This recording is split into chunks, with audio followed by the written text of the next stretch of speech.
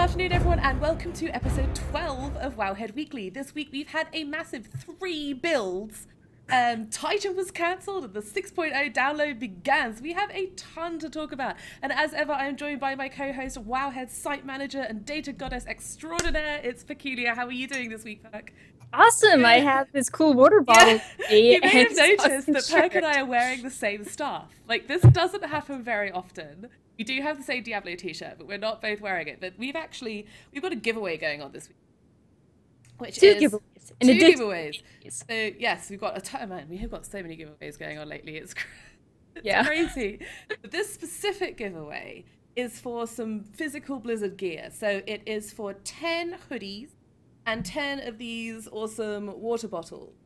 So Perk and I are both wearing the hoodies. You can kind of see them. Like, you can kind of see if I zip this up, you kind of see that there's an Iron Horde symbol. Yeah, and it right is the here. holes. And there's thumb holes, which I love. I love things with thumb holes. And it has a hood. Cozy. Yeah, the hood is awesome. My hood's up, so you can all see the hood. It's a... I don't know what I don't know how to show you guys a hood. Like, it's a hood. It's kind of slightly fleecy on the inside. It's on my head. It has white toggles. There you go. Got white toggles. And I don't know how to show you this, but on the back, there's a bunch of, like, there's other patterns on it. You can look at the pictures on the site.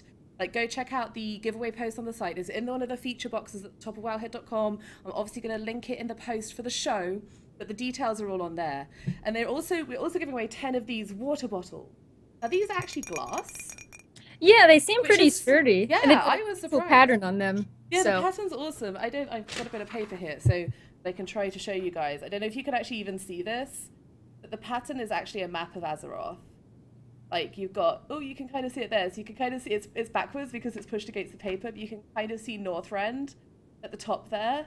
Like, it's really obvious in person. It's just hard to show it on a camera because of how cameras work. You've got Pandaria. Yeah, underneath. it's the yeah, it's got this really cool phrase. It's like, you know, refreshing spring water, item level 1, stores mana every 18 seconds, remains seating while drinking. So yeah, there's a lot of flavor on it. Yeah. And it's pretty sturdy and well made. Oh man, yeah, it's really sturdy. And it, like, so the top screws off like that.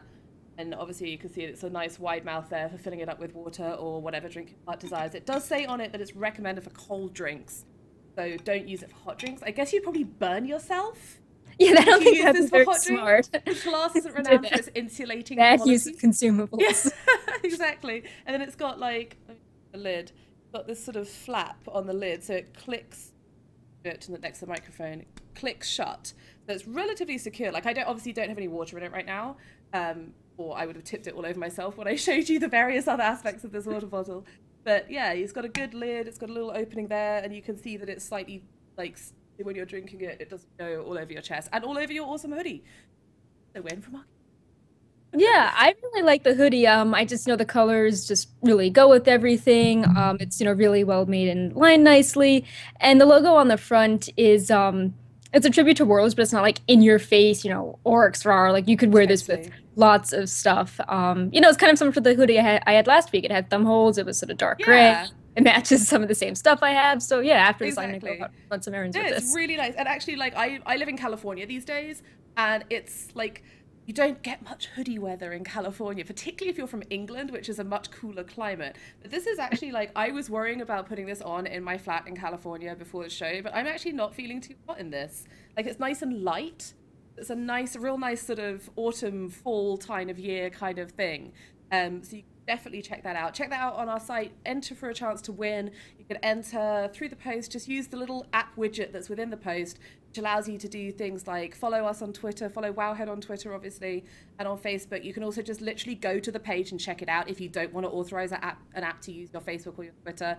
Two of the things are just literally to check out the water bottle and the hoodie on the actual World of Warcraft gear shop site, so the gear.blizzard.com store. So you can do that. You don't have to associate any apps to do that. So go ahead, go and have a look and enter. And we are really happy. Like, I really like this. I'm really excited by this. And it's been really nice because I've always been looking forward to the new things on the Blizzard store, like all the Murlocs in the background. So it's really nice that we get to do a giveaway because I'm all about the cool new things that are showing up that I can buy and put in the background and have around on the Definitely. show. Yeah, no, they're really good. And it's really, really nice gear. Like, I don't know, I've bought some stuff from the Blizzard store in the past. I've always liked it, but this is just really nice quality. Like, it's a unisex fit. And, like, Perk and I are relatively different lady sizes. Like, Perk is definitely on the sort of petite end of the spectrum, and I'm definitely not. So it's nice that it actually fits both of us well. Yeah. Like, it's a nice fit on both of us. And they go up to, I think they go up to a 2XL. For the gents, so the big men. It's a really nice range of sizes. It's a really nice quality items. Super happy to be able to give this away to you guys. We have got a ton to talk about today, and much as I would love to talk about this for an entire show, we should probably stop. So All right, we've had a ton of news. We still have some swag up next, though. Yes, we do still have some swag updates. We heard this week about the BlizzCon virtual ticket. So there is a post about this on the site. The virtual ticket, which is the ticket which comes with, like, got all the streaming, you've got all the, like, the live panels, the direct TV stuff. You can honestly, like, from a perspective of people who are unable to get to Anaheim, unable to afford the frankly rather expensive physical tickets, the virtual ticket is a really good option. And you also get all of this really cool, like, swag, loot for in-game use. So this year, we already mentioned last week about the Gromlock, which is the really adorable little murky, like, Murloc thing. That is hair. That is an orc. Yeah, exactly. It has hair and it is an orc. So thank you to the people who linked us pictures of Garrosh with hair to vindicate our assertion that it was Garrosh. Thank you. We like that. So there's also some really cool transmog gear for Diablo, and I love that they're doing transmog gear for Diablo this year. Yeah, I really like that. Even more so than the one last year. Like, the transmog is just, wow, it's really nice. Yeah, definitely. And it's just nice that it's a thing, like, it doesn't take up bag space. Like, the wings were really cool, but they take up bag space, and it's sort of like it's a minor annoyance for a cool item. But yeah, it's really nice to have the transmog that pops up on Miriam, and you can just go there and use that. That's a really nice thing. And it's one for each class, so that's cool. I was really excited about the Hero's Pony. I want the Hero's Pony to be a WoW mount or a plushie. Yes. That would be cool. Yes. That would be an awesome WoW mount.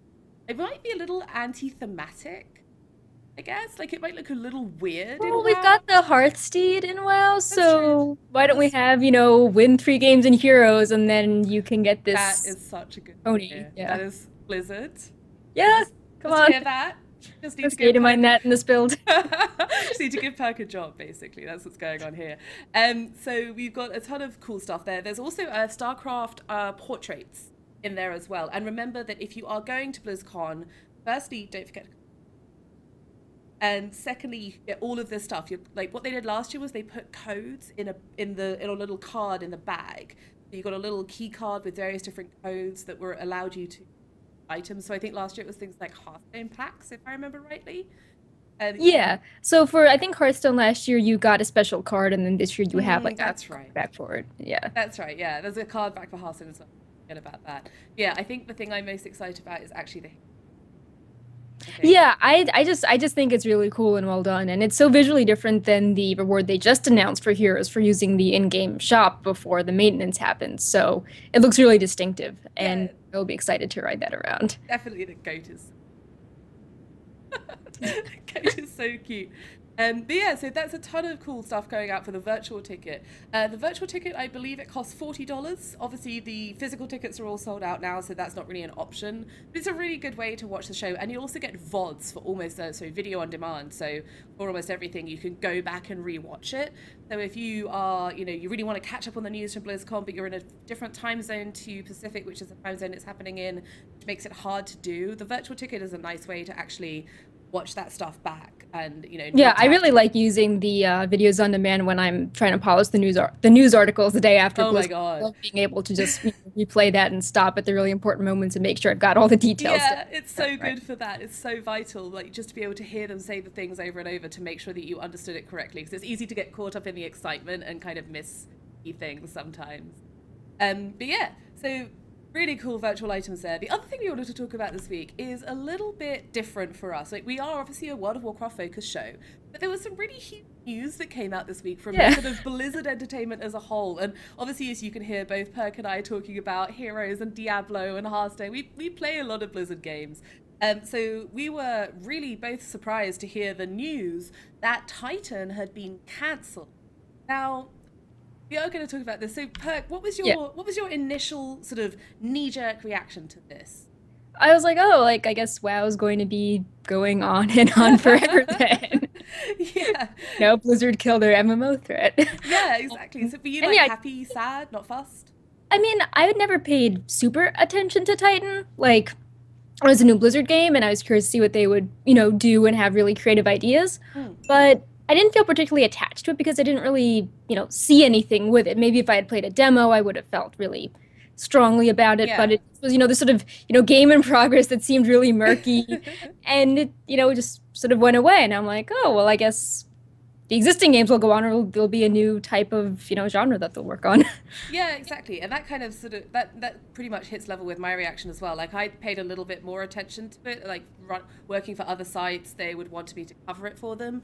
So I sort of looked into some of the like there was a ton of rumors. There was even a site called I think it was Titan Info or something along Yeah, those lines. I just can't deal with rumors. There's enough news in your face to Yeah, to the exactly. rumor level. That poor guy who's been maintaining that site for 7 years to have it like the game's been cancelled. But there was definitely talk about like there was a lot of assertions about Punk and MMOFPS games and like but we never really had anything concrete enough for me to be super excited about it. Yeah, and there's so much has changed in the MMO landscape since it first came out. Like, I mean, even with WoW, like, it's had to adapt as their audience, has grown up and different demographics. So I Yeah. just was sort of curious how Titan was adapting behind the scenes to all of these changes, and if a new MMO was the way for them to go. I would really love to see a post-mortem on what they thought worked for Titan, what was really cool, Mm. and what were the parts that didn't jive and why they scrapped it. But I doubt we'll be having, why Exactly. Titan doesn't exist Yeah, past. I don't think they're going to have a sort of dissection of it. There was an article where some anonymous Blizzard developers spoke to Polygon, or wait, sorry, not Polygon, Kotaku about it, talking about how it was. It honestly, it sounds quite similar. Like a sort of new age Earth, like a new Earth kind of setting, MMOFPS. Yeah, it Um, does sound like Destiny. It does sound very like Destiny. That was my main sort of takeaway from reading the article.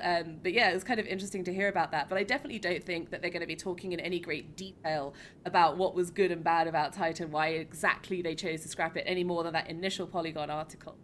I wonder if we're going to see stuff in WoW about it. Not maybe some cool feature that they thought would be really good Exactly. for drawing people in, if we'll see that in a patch Yeah. or new expansion. If they've, I'm sure they learned a lot from developing Titan. Oh, absolutely. Like, and that's kind of, bringing it back around to the WoW side of thing there. What does it mean for WoW?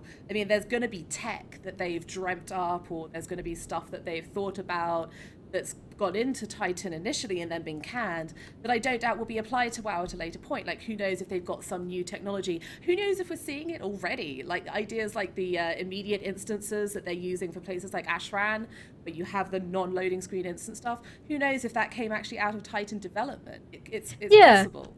And like another example of how the games influence each other is how the Diablo transmog system, people like that idea of the account-wide collection, and now we've got the toy box, and they're talking about wanting to do that with heirlooms. And I think at BlizzCon they even said they'd like to do something similar with transmog stuff in WoW. So that's just another example of Blizzard games learning from each other with Definitely. what works for one, for the core base of gamers that they have. Yeah, for sure. And like they mentioned when they actually went into I think it was about 18 months ago that they announced that they were going into a sort of refactor of Titan, where I guess like at the time I just thought that they were trying to redo it because MMO technology, like Perk mentioned, had come such a long way since they first started working on it.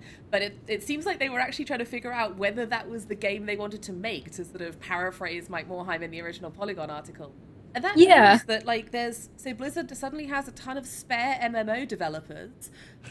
We haven't heard a ton about layoffs, so maybe those guys are all working on WoW now. Like maybe WoW has actually been strengthened and improved by having Titan's cancellation and resulting in giving it a ton of new developers. Like this could be a really good thing for WoW, and I think the people who were sort of worrying about the effect that Titan was going to have on World of Warcraft had a very valid concern. And this is, I think, overall, although it's a shame for Blizzard to have plowed a ton of money into a game that never really happens, I think that for WoW fans like me and like Perk, this is actually a good thing. Like, this is a good change. Yeah, and you never know if they'll make another small team for a game that takes off, like Hearthstone, for example. Like that was an experiment Exactly. for them, and it was really successful. So if they have a ton of developers now, if some work on WoW and a smaller amount works on a project, that could be Yep. really awesome and, another sort of genre reinvention game. Definitely, it could be really cool, and it makes me excited to hear more about what's coming at BlizzCon because I don't know, maybe we'll see something along those lines. Maybe there'll be a secret like reveal or something along those lines. I don't know, it could be really cool, but it's good for WoW. Yeah. So moving on back to the actual World of Warcraft because this is a WoW show, we had the 6.0.2 downloads start this week, and then it stopped again, and then it started again. Yeah. So there's a little bit of confusion about the actual download itself. But I think like I've certainly been asked a few times, and I know we clarified this with our PTR versus beta discussion last week, but a lot of people have been asking me, oh, so is this in 6.0.2? Like what exactly is 6.0.2? Right. And how is it going to impact the game? So like for starters, one of the big things is it's going to be like the PTR. So if you're wondering what the game's going to look like in 6.0.2, head over and check out the PTR. Anyone Yeah, can there's do no it. limits, no keys, just Yep, log on, copy your character over, account exactly. management. Yep, that's it. So you go on to you go do a character copy, you get the PTR client, you have to download another client, and then you can just go straight into the PTR. So you don't have to have any kind of special flagging, anything like that. I remember before I first got into like when it went into a PTR, excuse me, I thought it was had to be a club or you had to be really cool, and I didn't realize you literally just went and downloaded the client. So Yeah. that's what you do. And it'll add a ton of stuff to the game. So basically exactly what we talked about last week. So it's going to add talents, the Warlords of Draenor talent changes, the additional level 100 stuff, although you're not going to be able to see it. All of the class changes are going to be coming in, apart from, again, stuff that's only accessed above level 90, like Draenor perks, and obviously the new ability. Like if you've got a new active talent at level 100, that's not going to be in. There's the toy box is coming, like a ton of UI improvements, the new character models, that's a really big Yes, thing. they got And confirmed. everyone's favorite confusing topic, the new raid difficulty system. So flex is normal, normal is heroic, heroic is mythic. Like the loot you see does not change, just the names of the difficulties change. Exactly. And LFR is still LFR, just in case you were wondering. Yes. LFR hasn't changed. And one big thing, which I think we forgot to mention in last week's show, was that actually skirmishes are being added in 6.0. Oh, wow, yeah. Which is really cool. Right, yeah. So just to clarify exactly what skirmishes are, if you didn't play prior to Cataclysm, you'll never, oh sorry, excuse me, if you didn't PvP, I should say, prior to Cataclysm, you'll probably have never really encountered skirmishes. Skirmishes are kind of like arenas, but they're not rated and they're sort of aimed at casuals, and importantly, you can solo queue into them. So hey, here I am, like I've just logged on to WoW, I'm like running around Stormwind or Orgrimmar or Undercity, much more likely, and I'm bored, but none of the people who I usually play arenas with are actually even on. So I'm going to go do a skirmish, and that will allow me to join up with a randomly matched teammate against random opponents, and it's in sizes 2v2 and 3v3. So you can choose to queue up and meet up with 2 randoms or just 1 and face up against either a team of 3 or a team of 2, obviously. And basically they are said to, I don't know whether the rewards are going to be in 6.0.2, but come Warlords proper, they're going to award honor and also lockboxes. Have a chance to have loot, additional honor, and even conquest points in them. I strongly suspect that the conquest points are not going to be available in 6.8.2 because there's nothing to buy with them. Right. The arena season is going to be ending when the pre-patch starts. So Precisely. no more season 6, no more season 15, and then Warlords season 16 is when Warlords obviously launches, probably a few weeks after. Exactly. It's probably going to start a couple of weeks or 3 weeks later than the actual expansion on the 30th of November. So skirmishes are a really cool thing, like just one final word on them, because us PvPers, we get used to the arena season ending with these pre-patches, and then we've got really nothing much to do other than random battlegrounds up until the actual season starts again. So it's really awesome, and I really, really, really encourage anyone who's into WoW PvP and anyone who's sort of excited about like class balance or wants to look at class balance, excuse me, get into these skirmishes, get going with them as much as early as you can bear to. They're really fun. They're going to give you a great way to actually use your new class abilities in a sort of like a setting with other players, unpredictability, and they're also going to be a really important contribution to PvP class balance when the actual season starts. So if there are big issues, like we all remember early Mists of Pandaria, the Hunter Stampede bug, which meant that hunters could basically one-shot you with stealth. So stuff like that, if they had been lots of participation in skirmishes, and obviously didn't have a skirmish system at the but they would have maybe had a better chance of catching that bug before the actual proper season went live. So if you're interested in PvP, skirmish. I will be skirmishing, and I expect to see you there too. So we then had, obviously, the 6.0.2 is not only going to add a bunch of things, it's also going to take them away. And we've spoken about this at length now. Perk has made an insanely cool guide that covers basically everything. Like, and as like the mounts, the pets, the instances going away, you know, like teleport, you know, things tied to challenge mode rewards, you know, heirloom changes. So it's all there. Legendary cloak going away. Yep. And as we're finding about any new additions to that, we're obviously keeping the guide updated. So there's a ton of information in there. I will link it in the post on Wowhead. Do go and check it out if you're curious about what's being taken away in 6.0.2.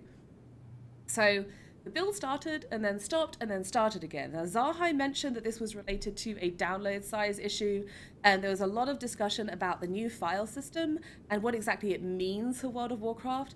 And it seems like they have some issues with the file system not deleting old files when it updates. Like basically because we've been in the beta since day one, we had this huge file. Like it just keeps adding and adding data, and it's really monstrous. And some people are saying that they've even had to pause the beta downloads because it just is like eating up all of their space. Oh, totally. Yeah, no, mine. I was definitely like looking at my files and trying to figure out what was taking up so much space on this new SSD I have. Like, I'm launching WoW from an SSD because I record WoW, and it's really nice to record and like to play a game and record it onto a different hard drive. That's really good for your video quality optimization. So that's why I have WoW on an SSD before you're all like. So I was looking at this SSD like, what is eating up all this space?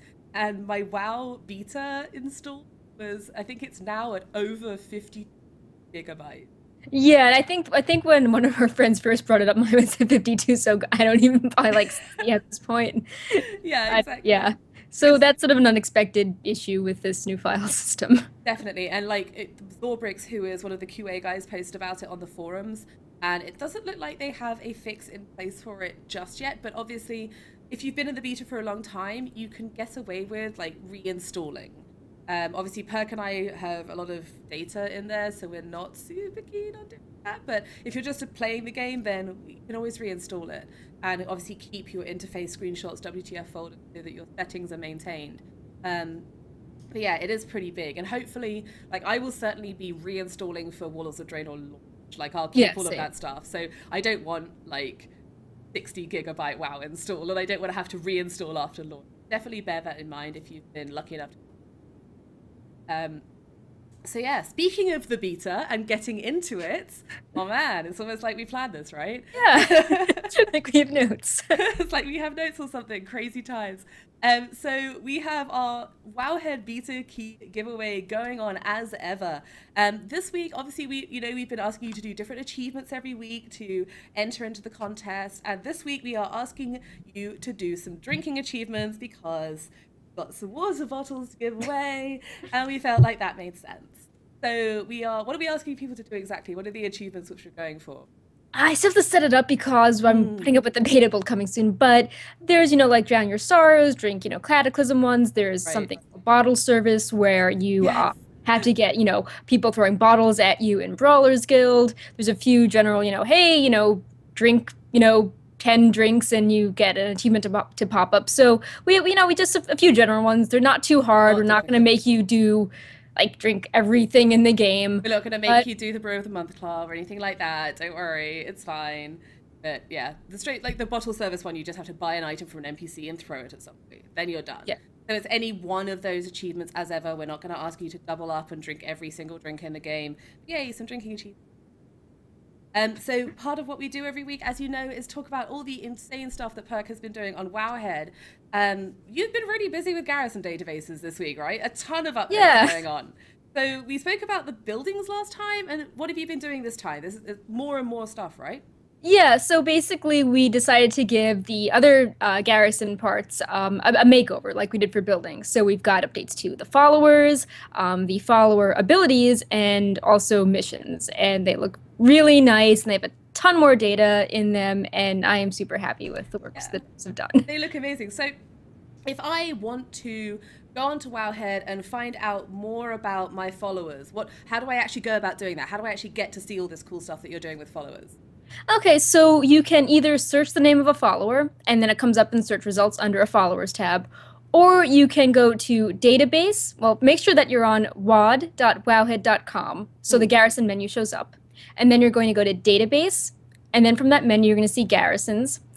And then you're going to see a little menu pop up, and then it's going to say followers. And you just click on that, and you're going to see a list of all the Alliance followers, and then you can click on the tab to switch to all the Horde followers.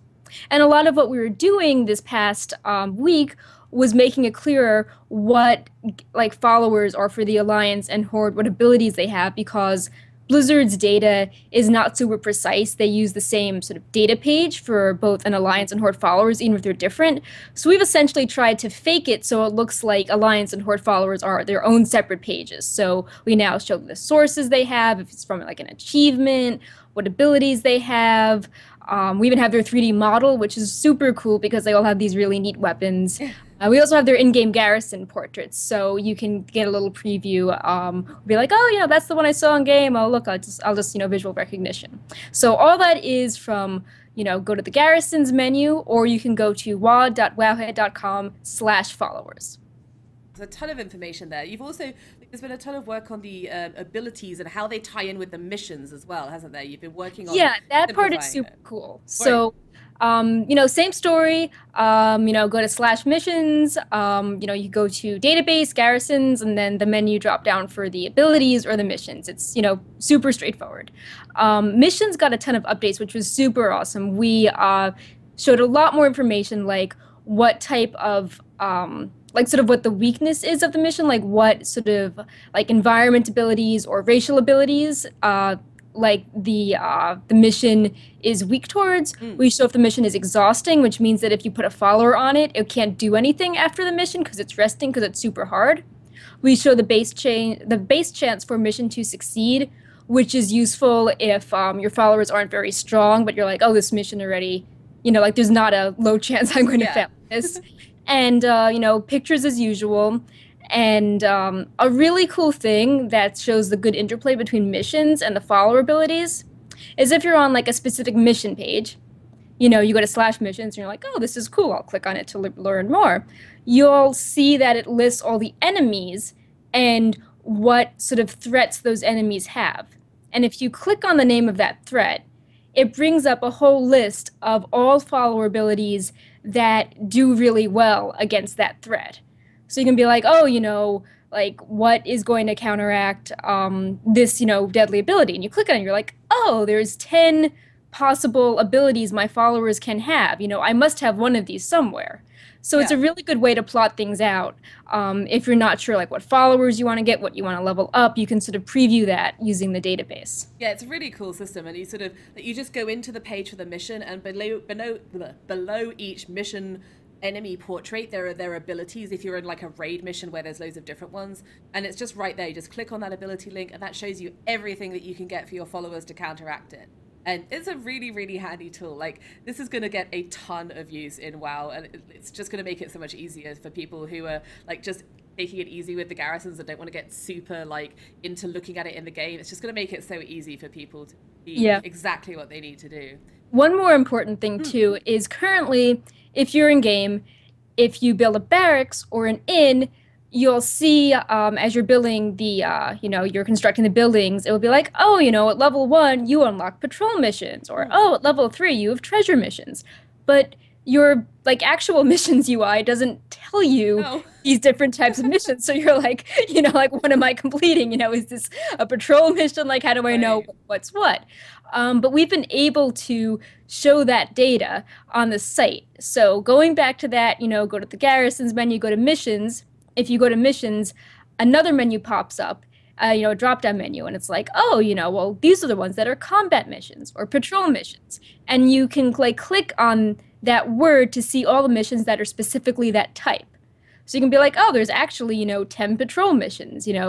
I want to level my barracks, so I'm going to make sure that I keep an eye out on these missions because I level my barracks by completing, a ton of these patrol missions. Right. Yeah. So that's really important stuff for people to be able to actually level up those buildings. That's really cool. Like, but that's not Or just all sort of knowing like what perk you get from your building. Oh man, yeah, exactly. Just one small thing there. So that's fantastic. And you've also not even just these things, like you've actually also been updating a ton of the profession guides as well with details on how the garrison interplays with them. Yeah, I think it's I keep really trying to harp on the profession stuff because there's super big changes and there's a ton of cool stuff going on. Sort of the concept of professions are being totally reinvented where if you have the right garrison building, you can craft some epic Draenor gear without having that profession. So that is just, totally different and Yeah. new. And even if you have that profession and you don't have a very high skill with it, there are still things that you can craft, Draenor quality things. You don't have to be, you know, getting Peace Bloom and Elwyn to level up Right. alchemy. You can make like actual useful potions right then. So we've laid all that out. Like, of course there are still some things that are super unique that, if you're max level, you get to make the cool leatherwork mount. And that makes sense. Like you need a reward for hitting max level. But we've tried to detail all the really sort of radical changes. Like I mentioned before, like showing like how you can craft the epic gear without the profession. Or, what you can automatically learn at level 1 that still is useful for using in Draenor. So, those are updates in there. Also, of course, any sort of data mine changes we found. Gems got their values changed, so we reflected that. If you thought that gems were like, really awesome and overpowered, they're no longer overpowered as of this week. Yeah, exactly. But, So a ton of stuff going on. Where we can find those guides by going to the Warlords of Draenor little picture on the top right hand side of the page on Wowhead. You can go through there and every single guide is listed in there. And we're actually I'm in the process of updating that to make sure that we've got literally every single thing. And you're also going to link all of the profession guides within the post that is accompanying this video on Wowhead. So do go and check out the post if you're thinking, oh my god, I can do what with professions? Yeah. Go check out the post. It's really interesting stuff, and it's really like it's making me rethink my profession strategies altogether. Like obviously with the profession perks going away in Warlords of Draenor, you don't have to be an engineer to PvP anymore. So Right. that's like a cool change. But you can actually go in and learn some different professions. But I'm actually sort of well, I can make a lot of this stuff without having to learn this profession or that profession. So I'm going to go pick something that's different and have some fun with it. So definitely go check those guides out. There's a ton of cool stuff going on in there. But the other thing, like as if Perk wasn't busy enough, we have had 2 beta builds so far this week. And obviously, yes, people who watch the show regularly. Oh my god, people who watch the show regularly know that we record on a Friday and it's posted on the Saturday morning. So we are currently sitting waiting for a 3rd beta build this week. And anytime Blizzard wants to calm down, we said this last week, didn't we? Anytime they want to calm down, and they just added a 3rd build to this week. So maybe we should just say nothing. Maybe we should just keep quiet and hope that we have a dev going on vacation soon, so I'm just my god, yeah. let's get all the builds out of the way before he's on. Exactly. Let's do all the builds before RU goes on holiday, please. Wouldn't mind. We're not getting a ton of really massive additions to builds at this stage, though. Like, there's not... Obviously, last week's builds, we had a lot of the legendary quest line, but this week's build had some really cool stuff, but there's not been anything of the scale of, like, the legendary quest line was put in. Yeah, I mean, I feel like that's sort of like the last hurrah. I mean, it seems that they wanted to save and release spoilers until the very last second, and now it's like, the legendary quest line, I feel that they didn't really put that data for us to find until... it's, getting closer to the pre-patch. So I sort of feel like, oh, they already, all the data's here now, sort of doing bug fixes or more minor things at this point. Yeah, it doesn't feel like there's huge chunks of anything missing or anything right now either. Like, I can't think offhand of any big sort of, oh my god, this isn't in yet type of thing. Yeah. But I think we're getting there. I think we're getting pretty close. And obviously with the start of the downloader of 6.0.2, it seems reasonable to assume that we're not a million miles away from 6.0.2 itself actually appearing on our computers all over the place in replacement of the actual live servers. Like, I mean, they've said a month before Draenor for a long time, so I think we're both still sticking with our estimate of like mid-October. So definitely coming soon. But we still have got some cool stuff to share with you from this week's beta builds. And, you know, we'll probably put anything in the post that's actually added. Obviously, there'll be a post on Wowhead for the beta build coming today at some point. So do keep an eye out for that. So we had some really cool, like, just little flavor things. I guess you could call them flavor images. Yeah, really cool illustrations. Yeah, they're really awesome illustrations added to the Steamy romance novels. So if you're not familiar with the Steamy romance novels, they sort of they're a thing that's been around. I feel like they've been around for quite a long time. Yeah, I mean, there's I think 7 at this. Yeah, there's 7 at this point. So sort of 1 or 2 pop up every expansion. Yeah. So yeah, they're definitely. a grey drop. They're not like they're not a sort of high quality item or anything. They're a grey drop, and you can get them in so many random places. Like, I wouldn't like to start listing off all of the places where you can find Steamy romance novels, because it seems kind of arbitrary and random. I've definitely got them a lot from dungeoning. Like, I love there's this one NPC in the Jade Forest. I think it's like Martyr, the not so smart. Yeah, the not so smart and guy. he has a chance to drop a random romance novel. So if you're in a pinch, I'd say, you know, try farming him for a bit. Definitely. Yeah, so they added these pictures to them. Like, previously they were just like a short novel. Like, novel is maybe a bit of a strong word to describe how much text was in them. But they've added these awesome pictures, and they're just so, like, to me, they remind me of like 1980s book covers for books aimed at youths or something like that. Yeah, very like trashy romance, and yeah, they were just really awesome to find. Apparently they've been adding them for the past few builds, and they've been changing them. So the ones that we found this week were sort of the polished, finalized version, and they're just really funny and great. Yeah, exactly. And it's like, we also got the one teased for the Warlords version, which I think is Savage Passions. No one's reported on the text in it yet, but we were able to get a teaser image of it, so people have been speculating what the content is based on the teaser image. Also, if you're unfamiliar, it follows the adventures of this guy named Marcus, who meets up with all sorts of races, you know, all sorts of interesting situations, and gets involved with them, and then the book abruptly ends when stuff gets too steamy. Yeah, exactly. So the steamy bit is obviously the bit that's like been redacted at the end there. I just love how they are throwing, like, they're doing this a bit with sort of random stuff here in Warlords. Like, they're just throwing a little bit of extra work into these random drops or like tiny little things and just making them cooler. Like, it's just I appreciate the attention to detail. Yeah, exactly. Like, I would always sort of looked at the Steamy romance novels as just kind of a funny little aside, but now I'm actually like, oh, I want to go find them again. I'm gonna go kill Mara. I think it's Mara the Not So Smart or something like that. I can't remember his name, but I remember the Not. His name sounds like Martyr, so. Oh yeah, okay. We'll put it in the post. Yeah, we'll put it in the post. It's fine. But you can also get them if you are obviously once Warlords of Draenor launches in Ashran. Crafticus Mindbender, who is an NPC in the Alliance side of Ashran, named after Jonathan LeCraft, who is one of the game designers on World of Warcraft. You can kill him if you're Horde, and he has a high chance, I believe, or he will drop actually a steamy romance novel every time you kill him. Now, this is a bit of a funny sort of, oh, it's easy to get romance novels things. It only works if you're Horde, because you can't kill him if you're. But don't worry, Martin the Not So Smart's still there for you. Okay. You have to fight. Like, it was sort of announced on Twitter, and I was just like, you have to fight all the way through the Horde to the Alliance, all the way through the Alliance, the Alliance base as Horde, and then get into the base and fight your way into the base. Like, obviously, I'm now talking about the Draenor, not the faction hub, but the PvP base that's on the island. That sells you PvP gear. Exactly. So you have to fight. So the Alliance don't want you to kill him because he's selling the gear. He's selling the gear, and you have to fight your way in. And my goodness, those guards hit like trucks. They hit so hard. So you're gonna need, like, Perk and I were talking about this as to whether I was gonna be able to go in and get a steamy romance novel off of Crafticus Mindbender, and I was just like, I think I would need 15 or 20 people to fight my way into this base. And like, because it's a great item, don't you have to get like the killing blow? Exactly. Or you don't want to tap it. So yeah, you have to, like, it's depending on how they're actually working the looting in Ashran, because it's a little bit funky. Because obviously you can loot player corpses, so there's some weird looting changes going on in there. I should clarify that you can only loot Ashran specific items. You can't, like, you can't steal my mace or something.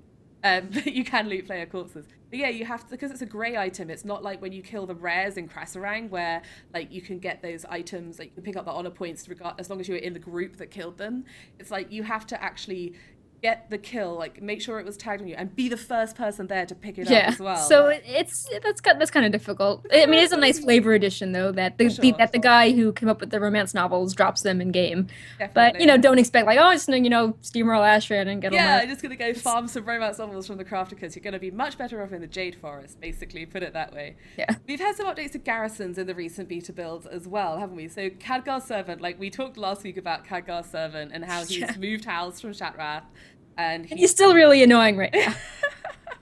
he's giving you, like, he's walking around the garrison, isn't he, with like some of your followers or something? Yeah, they're just like going at this really slow pace.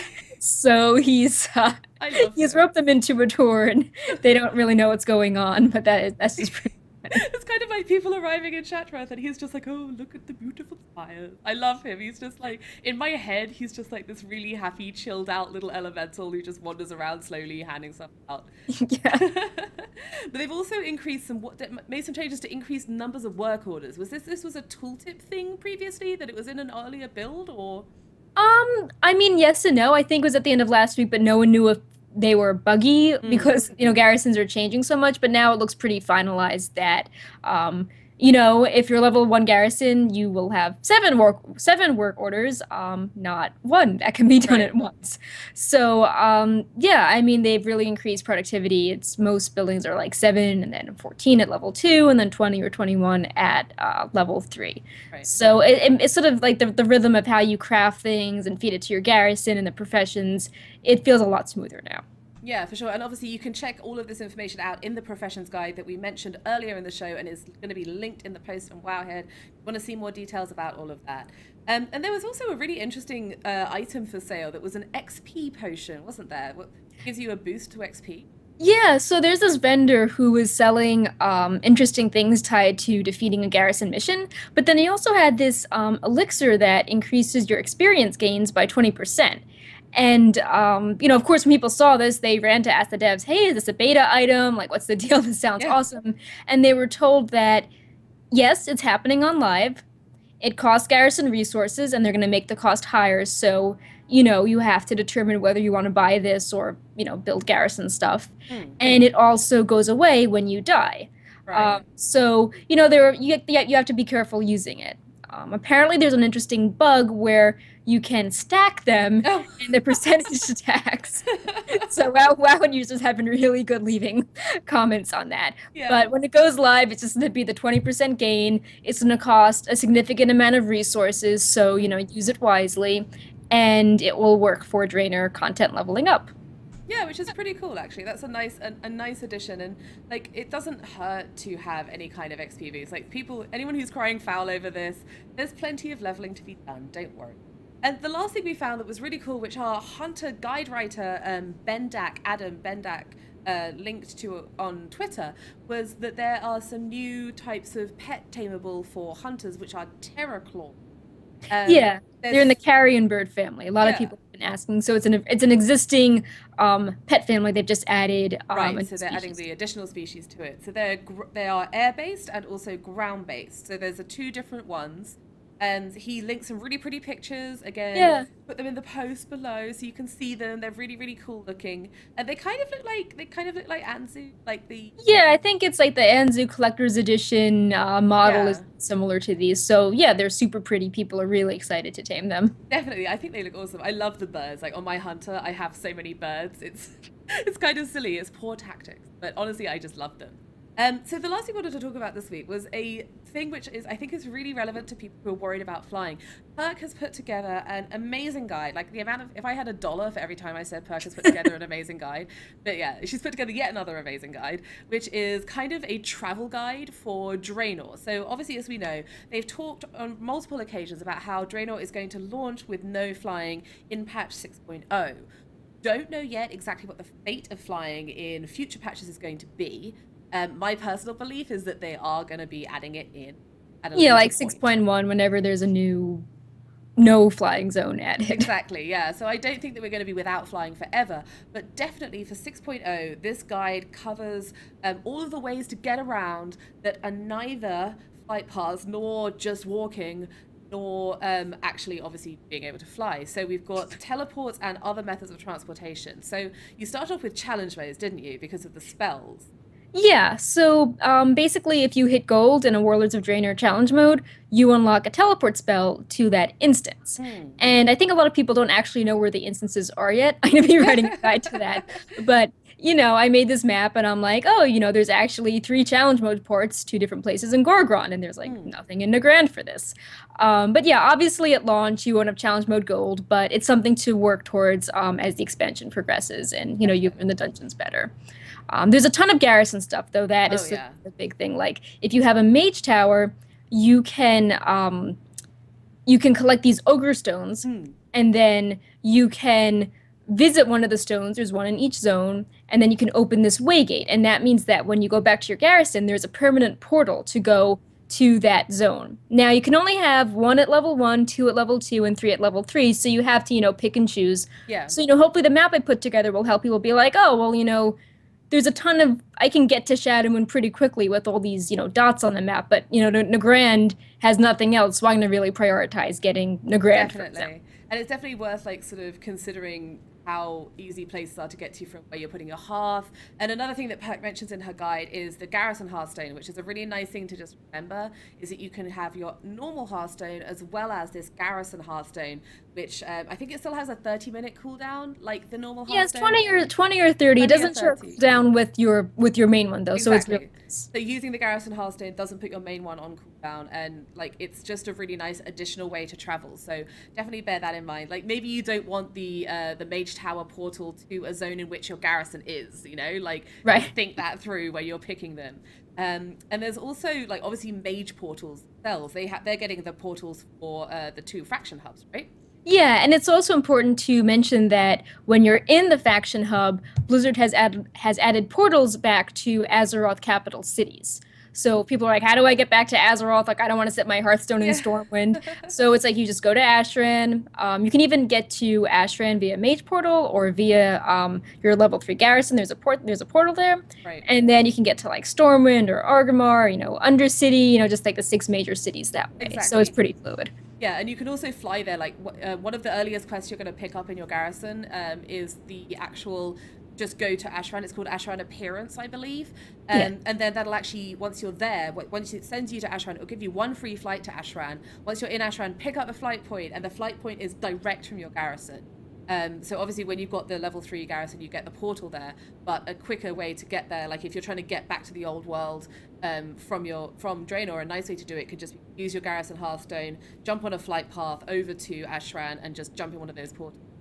And it's also worth mentioning that the portals aren't in a portal room like we've kind of become used to over the years. Yeah, they're sort of like subtly integrated Spread in. out a bit more. Yeah, like if you remember in Dalaran, there was like that portal room where it just sort of lined them all up. And we've got the same in the shrine where they're all kind of lined up in one space. In the Ashran hubs, like the undead area has the Undercity portal. Yeah, I the think that's Night pretty Elf cool, area. actually. Yeah, it's nice. It's like sort of very adds thematic. flavour. Yeah. Exactly, and like the Night Elf area, Darnassus, there's a dwarf, Ironforge one is like in the sort of dwarven area, and then the Stormwind one and the Alliance one, apparently whenever I'm on beta, nobody can find it. It's up the hill towards Yeah. the tower. Like there's a round tower that's sort of towards the Ashran end of the faction hub. It's up there. You have to kind of go up a hill, and apparently people are struggling to find it. So Perk, obviously you did a lot of research for this. Do you think that, how are you feeling about this with all of these ways to get around and no flying? How are the flight paths feeling? I know we spoke about this in the past. So I gave a lot of flight path feedback to Blizzard Yeah. on the bug forums, and I think most have been addressed. There's still an interesting concern that with the removal of some guild perks, some travel perks have been lost. So, for example, the perk that lets you fly faster, but take taxi services, I think that's gone. So, just in general, you're moving slower. So, I think that maybe that needs to still be addressed, but the flight paths feel better. Most of the zones seem to have a few ways to get to important places, pretty easily. Yeah. If you're taking a ground man around, you generally are not going to run into a scary monster that's going to kill you on the main road. They don't just sort of dump you in the middle of nowhere, which is good. I am curious about Nagrand, not really having many ports at this point, but it is Yeah. meant to be a max level area, so maybe it's Reverend safe, like you don't want to have a level 90 porting there and hating the area and Yeah, totally. never coming back.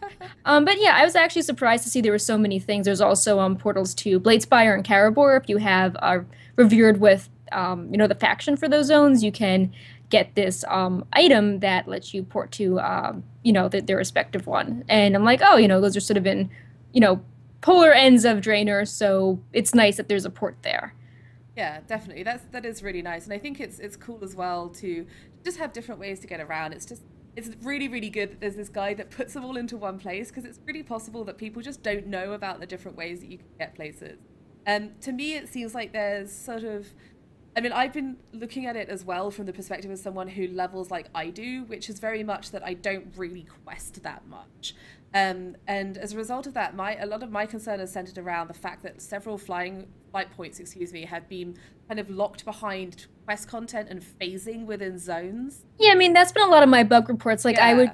I would make a level 100 character and like try to extensively test like one part of the area. And then I'm like, oh, well, I didn't quest in this area. Like, my play path is completely horrible. Like, here's a screenshot, please fix. So yeah, I think they're at least aware of they do seem to have, like, some of the more egregious ones, which I came across, do seem to have been repaired. So that's good. Like, they've taken away a lot of the phasing, which just meant that, like, for example, certain parts of Gorgrond, you just straight up could not fly there. And like, it was really, really annoying as someone who, like, I definitely levels through dungeons and through, like, not necessarily questing content, but they're working on it really hard. And I don't think that this is going to change in any way my expectation that they're going to be adding flying at a later point. Like, I don't think that all of this is really cool and it's really useful and it's fantastic, and I don't think it adds up to enough to make it okay that there's not flying on the mainland of Draenor. Like, I definitely don't mind that they're not being flying in Asheran. It needs to be the case for PvP. But I definitely think that they're going to be adding flying into Draenor at a later point. I don't know exactly how soon, but this is nowhere near enough to negate the need for flying. Yeah, I just think it's nice that people are like, oh, I get 2 Hearthstones. Like, yeah, exactly. That's new and exciting and cool, and I can get back to my Garrison easily and not, like, oh, my mission's over, I should get back. It's not like, oh, well, now my Hearthstone is totally screwed, and I wanted the Hearthstone set to, where a spawn was, so you can do both at the same time. Yeah, and obviously as a shaman, you've got your 3rd Hearthstone with Astral Recall as well, and you can set Astral Recall to the Earth Shrine and go back to Orgrimmar with it, and such shamans, such fun. Yeah, I also mentioned there are a few Garrison followers that if you get enough reputation, friendship with them, they can either summon party members or hearth to certain places. So that is pretty cool. Really nice. Yeah, that's really nice. All right, so we're doing really well in a show under an hour this week. So let's try and go through these viewer questions in under 8 minutes. So every week we answer your questions. You can tweet them to us with the hashtag WHWeekly, W for wow, H for head, weekly on the end there. You can tweet them to us all week. We'll send out a little reminder tweet every Friday when we're about to record, and we will answer your questions during the show. So this week we've got a couple of questions. One is from Zachary R, who is Twitter handle Redwood, and he asks, and actually we had 3 questions on this week. Sorry, I mentioned to say you can email them to me on olivia@zam.com, OLIVIA@ZAMformother.com as well, if you want to email them rather than Twitter. And actually, I've had 1 email question and 2 Twitter questions asking the exact same thing this week. So I figured it was good that we cleared this up. Yeah. So he's asking, is Burning Crusades Outland still going to be available for people when Warlords of Draenor hits? And we can conclusively say yes. Yes.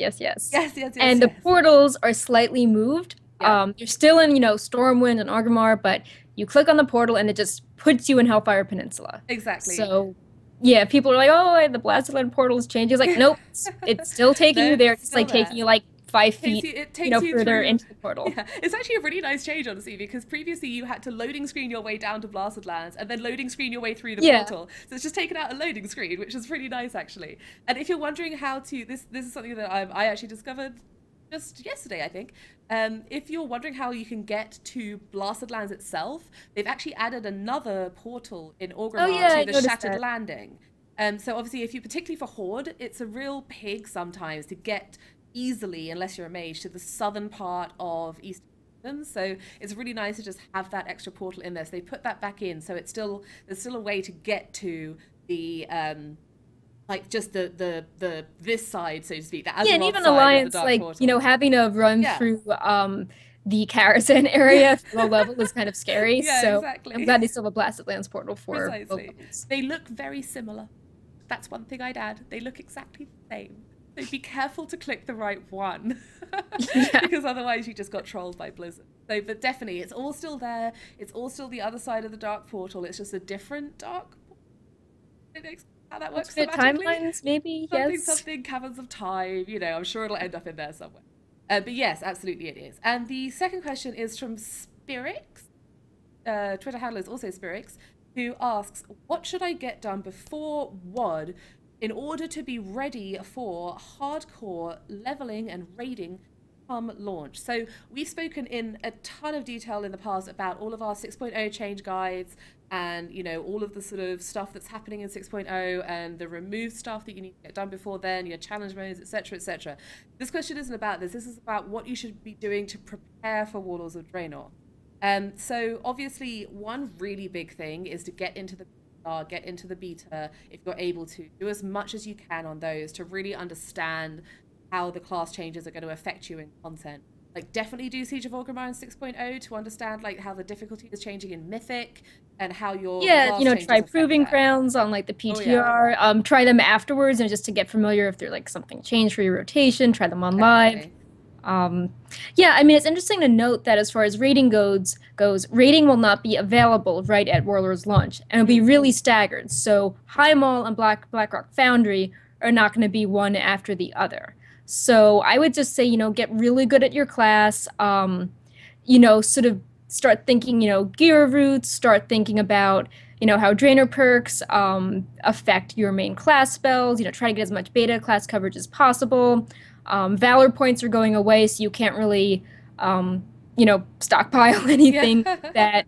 I would say, you know, try to make gold if you can, because there are some useful, you know, BOEs you can get. Anything to help with consumables is good. You know, maybe roll some alts so you can have multiple garrisons going, so you can, you know, churn out every consumable from every building if you want to do that. But I would just say, you know, just like, you know, I think learning your class is the most important thing. For sure. I think that's a great tip about the alts and the garrisons. Like, definitely don't just log in on one character and burn through it. Like, if you remember, think back to the last expansion launch. Little tips like, make sure you log in on all your alts to get their rested XP building up. I don't know whether Blizzard will have fixed this time around with Warlords of Draenor, but with Mists of Pandaria, if you're looking to speed level, you had to actually log in on those alts to register that the rested XP needed to start building. You could also do things like stockpile quests, hand them in, like as soon as you get the option to like start leveling again, you can have a load of finished quests in your quest log and hand those in. The usefulness of this, I think you're going to earn XP way faster, and it's going to feel way faster in Warlords than it did in Mists of Pandaria, where that was definitely a valid tactic. Yeah, I mean, I've been leveling lots of characters for beta things, and it seems a lot faster than Mists of Pandaria for me. Oh, definitely, yeah. And it's certainly worth doing your best to just get one of those alts, go straight in, and just get your garrison started so that you, as Perk said, you can start those builds. A really quick process just to get a garrison in place. So it's definitely a good thing to start doing that. And you obviously go on to Wowhead, look at all the loot drops from dungeons, start plotting out what you want to do for loot, start looking at what's good for you, where you should be leveling in the leveling dungeons and also at the max level dungeons to start getting prepped for raiding. We've got all the loot tables up for all the different types of loot. We've got everything you could possibly need to know. So definitely check all of that out. And there's a ton of useful information on Wowhead, basically, and without wanting to just say read the site. It's all there under the Warlords/Warlords, and also there's an image on the top right of the site which gives you access to a ton of different guides. So really plan and just spend a ton of time playing your class. I would also say, I mentioned this at the top of the show, skirmishes are a really good way to actually just get some casual but relatively difficult playtime in, as well as proving grounds for setting. Yeah, I mean, I still think it's good even for PvE, just like it raises awareness of sort of things that don't happen in predictable ways. And, you know, it helps sort of your UI be like, oh, this isn't working, or it tests your CC and survival abilities that Proving Grounds doesn't test as much. Definitely. So we hope that helps you. And we are so close. I'm going to wrap the show up right now because we're under an hour. Yay, go us. And don't forget to check out the giveaway for these awesome hoodies that I've still got the hood on. That's how lightweight and lovely this Wow, that is pretty lightweight. Yeah, it's really nice. Like, here I am in California. And also the awesome water bottles. Check out the giveaway on Wowhead. That's really awesome.